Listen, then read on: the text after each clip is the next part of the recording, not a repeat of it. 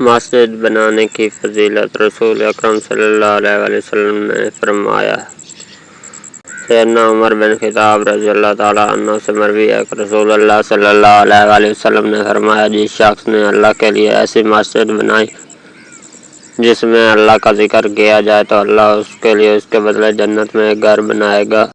سیدنا عبداللہ بن عباس رضی اللہ تعالیٰ عنہ سے مروی ہے کہ نبی کریم صلی اللہ علیہ وسلم نے فرمایا، جس شخص نے اللہ کے لیے مسجد بنائے، خواہ وہ فاختہ پرندے کے انڈا دینے کے لیے بیٹھنے والے گھونسلے جنی کیوں نہ ہو، اللہ تعالیٰ اس کے لیے جنت میں گھر بنائے گا۔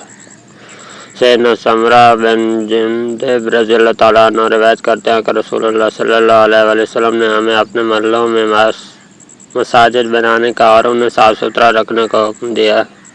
ابو عوانہ کہتے ہیں، گلی میں چلتے چلتے میں ابراہیم تیمی پر اور وہ مجھ پر قرآن پڑھتے، جب ابراہیم سجدے والی آیت کی تلاوت کرتے تو سجدہ کرتے۔ میں نے کہا، آپ راستے میں سجدہ کرتے ہیں؟ انہوں نے کہا، ہاں، میں نے سیدنا ابو ذر رضی اللہ تعالیٰ عنہ سے سنا تھا۔ انہوں نے کہا، میں نے اللہ کے رسول صلی اللہ علیہ وسلم سے پوچھا، آئے اللہ کے رسول، زمین میں سب سے پہلے کون سی مسجد تعمیر کی گئی؟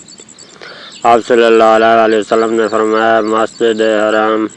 میں نے کہا، پھر کون سی؟ آپ صلی اللہ علیہ وسلم نے فرمایا، پھر مسجد اقصیٰ۔ میں نے کہا، دونوں کے درمیان کتنی مدت تھی؟ آپ صلی اللہ علیہ وسلم نے فرمایا، 40 سال۔ پھر آپ صلی اللہ علیہ وسلم نے فرمایا، جہاں بھی نماز تجھے پالے وہاں نماز پڑھ لیا کر وہی مسجد ہے۔ اور ایک روایت میں زمین ساری کی ساری مسجد